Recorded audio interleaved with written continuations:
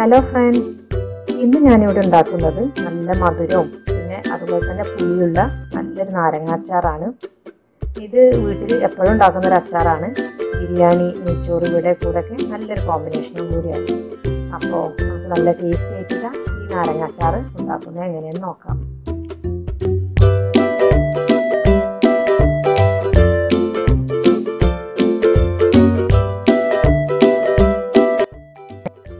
ആദ്യം തന്നെ അച്ചാറിടാനായിട്ട് ഇതുപോലുള്ള നല്ലൊരു ഗ്ലാസിൻ്റെ കുപ്പി വേണം.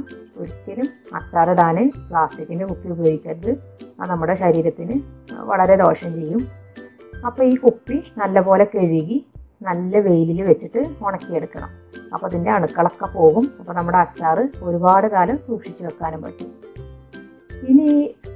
ഇനിയിപ്പോൾ വെയിലില്ലാത്തൊരു ടൈം ഉണ്ടാവും, നല്ല മഴക്കാലമായിരിക്കും. അപ്പോൾ നമ്മൾ എങ്ങനെയാണ് ഈ കുപ്പി ഒരുക്കിയെടുക്കുക എന്ന് പറഞ്ഞാൽ, ഒരു പാത്രത്തിൽ, ഒരു കുഴിയുള്ളൊരു പാത്രത്തിൽ നിറച്ച് വെള്ളം എടുത്തിട്ട് അച്ചാറിടാനായിട്ടുള്ള കുപ്പി ഇതിലേക്ക് മുക്കി വെക്കുക.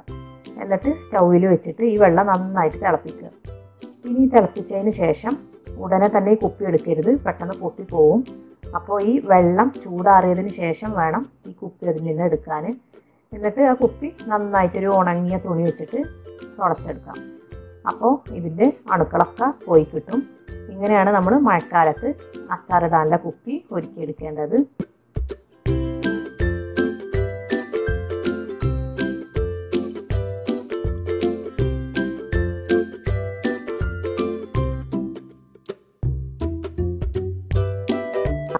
നമുക്ക് അച്ചാറിട്ട് തുടങ്ങാം.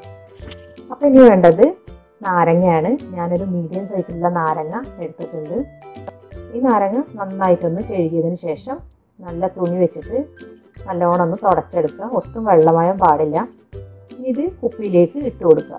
ഈ കുപ്പിയുടെ ഒരു 3/4 ഭാഗത്തോളം ഇട്ട് കൊടുക്കാനേ പറ്റുള്ളൂ. കാരണം നമ്മളിത് ഒരു 20 ദിവസം കഴിഞ്ഞിട്ടാണ് നമ്മൾ അച്ചാർ ഇടുന്നത്.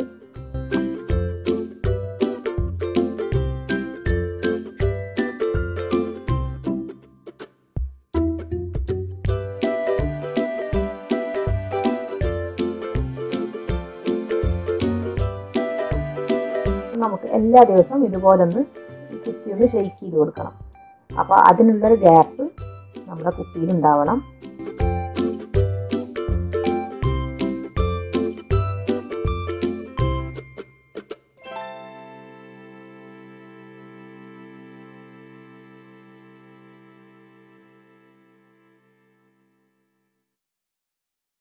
നാരങ്ങ എല്ലാം നിറച്ചിട്ടുണ്ട്.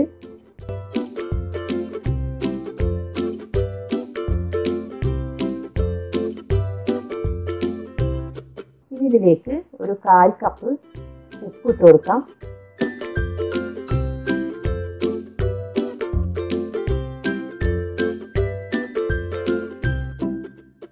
പിന്നെ വേണ്ടത് പഞ്ചസാരയാണ്.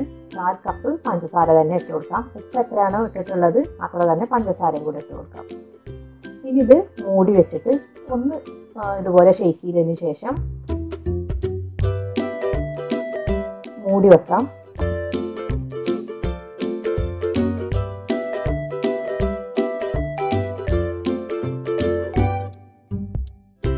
ഇത് എല്ലാ ദിവസവും ഇതുപോലെ തന്നെ ഒന്ന് ഷെയ്ക്ക് ചെയ്ത് കൊടുക്കണം. 20 ദിവസം കഴിഞ്ഞിട്ട് നമുക്ക് അച്ചാറുണ്ടാക്കാം.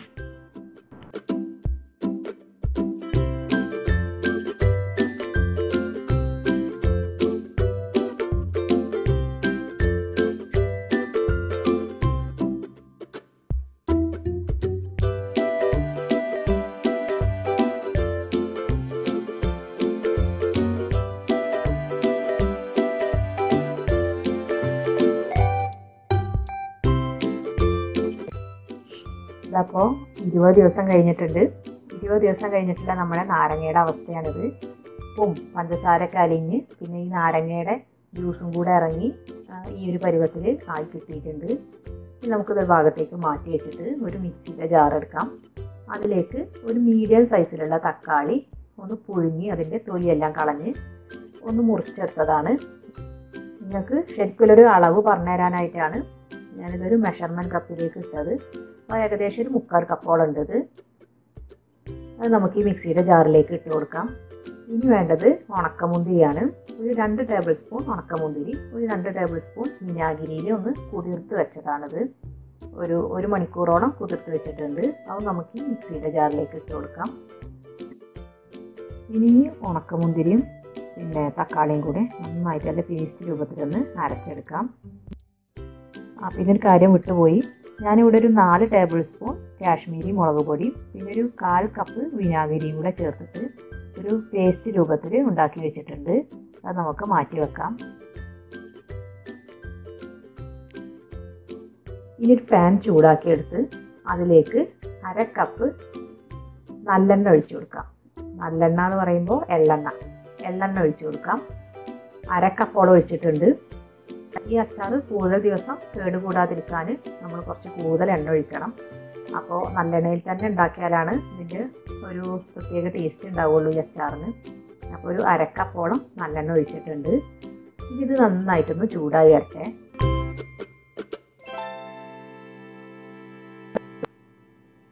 എണ്ണ നന്നായിട്ട് ചൂടായിട്ടുണ്ട്. ഇനി ഇതിലേക്ക് 1/2 ടേബിൾ സ്പൂൺ കടുക് ഇട്ട് കൊടുക്കാം.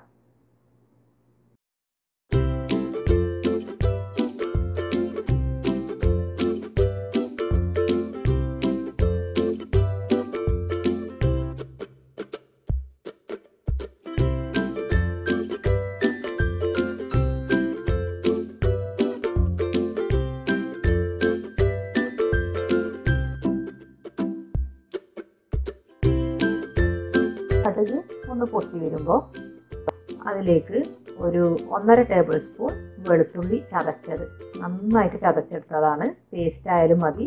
ഞാനിപ്പോൾ നന്നായിട്ട് ചതച്ചെടുത്ത വെളുത്തുള്ളിയാണ്. പിന്നെ അതുപോലെ തന്നെ 1 ടേബിൾ സ്പൂൺ ഇഞ്ചി ചതച്ചെടുത്തതും ഈ എണ്ണയിലേക്ക് ഇട്ട് കൊടുത്തിട്ട് നന്നായിട്ടൊന്ന് വഴറ്റിയെടുക്കാം.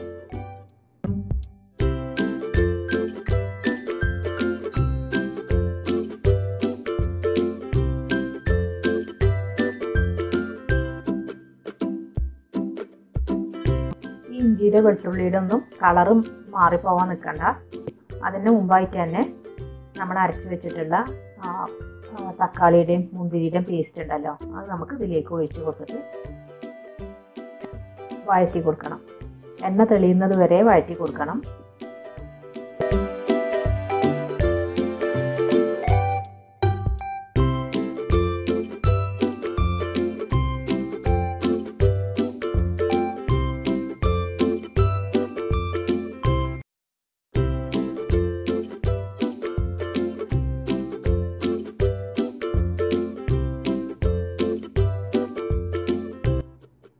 ഇപ്പോൾ ഞാൻ ഒരു 5 മിനിറ്റോളം ഇളക്കിയിട്ടുണ്ട്.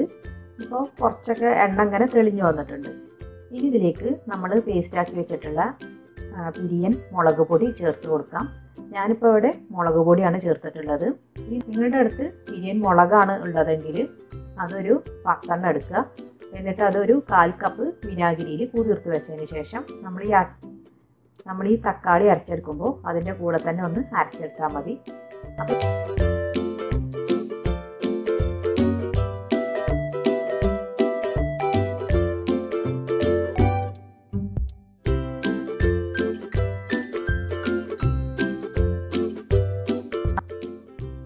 ഇനി ഇത് പാകത്തിന് ഉപ്പിട്ട് കൊടുക്കാം.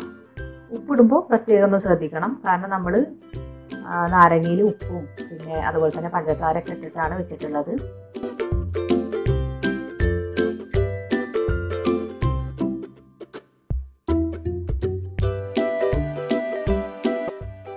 ഇനി മുളക് പൊടിയുടെ പച്ചച്ചുവയൊക്കെ മാറുന്നത് വരെ നന്നായിട്ടൊന്ന് വഴറ്റി കൊടുക്കണം. അതുപോലെ തന്നെ നമ്മുടെ തക്കാളിയിൽ എന്തെങ്കിലും വെള്ളത്തിൻ്റെ കണ്ടന്റ് ഇനി ബാക്കിയുണ്ടെങ്കിൽ അതും കൂടെ വറ്റിച്ചെടുക്കണം. അപ്പോൾ അതുവരെ ഇത് നന്നായിട്ടൊന്ന് വഴറ്റിക്കൊണ്ടിരിക്കുക. ഏകദേശം ഒരു 10 മുതൽ 15 മിനിറ്റ് വരെ ഇതുപോലെ തന്നെ വഴറ്റിക്കൊണ്ടിരിക്കുക. അപ്പോൾ നല്ല തിക്കായിട്ടുള്ളൊരു ഗ്രേവി ആയിരിക്കും നമുക്ക് കിട്ടുക. എണ്ണയൊക്കെ നന്നായിട്ട് തെളിഞ്ഞു വരും. ആ ഒരു സമയത്താണ് ഇനി നമ്മൾ ഈ നാരങ്ങ ചേർക്കേണ്ടത്.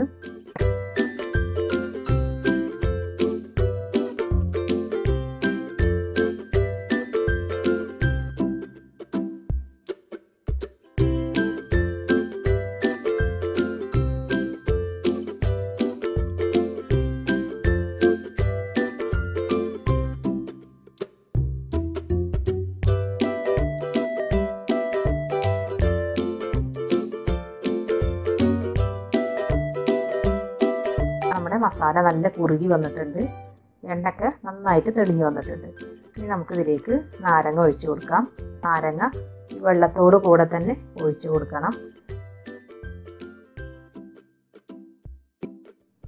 ഈ നാരങ്ങ നന്നായിട്ടൊന്ന് ചൂടായി വരട്ടെ. ഈ ഒരു സമയത്ത് നമുക്കിതൊന്ന് ടേസ്റ്റ് ചെയ്ത് നോക്കാം. ഇതിൽ ഉപ്പിൻ്റെ അല്ലെങ്കിൽ മധുരോ പുളിയോ എന്തിൻ്റെങ്കിലും കുറവുണ്ടെങ്കിൽ ഈ ഒരു സമയത്ത് നമുക്ക് ചേർത്ത് കൊടുക്കാം. എന്നിട്ടിത് നന്നായിട്ടൊന്ന് ചൂടായതിന് ശേഷം സ്റ്റവ് ഓഫ് ചെയ്യാം.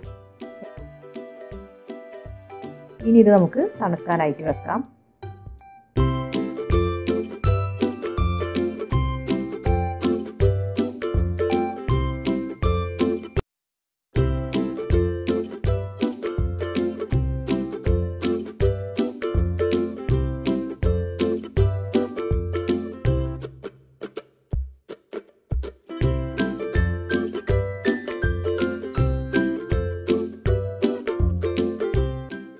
അച്ചാർ നന്നായിട്ട് ചൂടാറിയിട്ടുണ്ട്.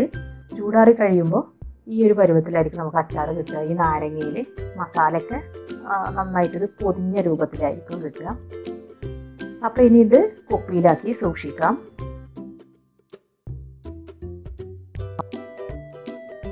അപ്പോൾ നല്ല ടേസ്റ്റി ആയിട്ടുള്ള ഈ നാരങ്ങ അച്ചാർ എല്ലാവരും ഒന്ന് ട്രൈ ചെയ്ത് നോക്കണം. തീർച്ചയായിട്ടും എല്ലാവർക്കും ഇഷ്ടമാവും. ഈ അച്ചാർ എന്ന് പറഞ്ഞാൽ കൂടുതൽ ടേസ്റ്റ് നമ്മുടെ ബിരിയാണി അല്ലെങ്കിൽ നെയ്ച്ചോറിൻ്റെ ഒക്കെ കൂടെയാണ്. നമ്മുടെ സാധാരണ ചോറിൻ്റെ കൂടെ ഇത് കഴിക്കാം, പക്ഷേ കൂടുതൽ ടേസ്റ്റ് ഇത് ബിരിയാണിയുടെ ഒക്കെ കൂടെയാണ്. അപ്പോൾ എല്ലാവരും ഇതൊന്ന് ട്രൈ ചെയ്ത് നോക്കിയിട്ട് ഫീഡ്ബാക്ക് എന്നെ അറിയിക്കുക. ഇനി ഇതുപോലെ നല്ല ഈസി ആയിട്ടും അതുപോലെ തന്നെ നല്ല വെറൈറ്റി ആയിട്ടുള്ള റെസിപ്പീസുമായി വീണ്ടും വരുന്നത് വരെ താങ്ക് യു.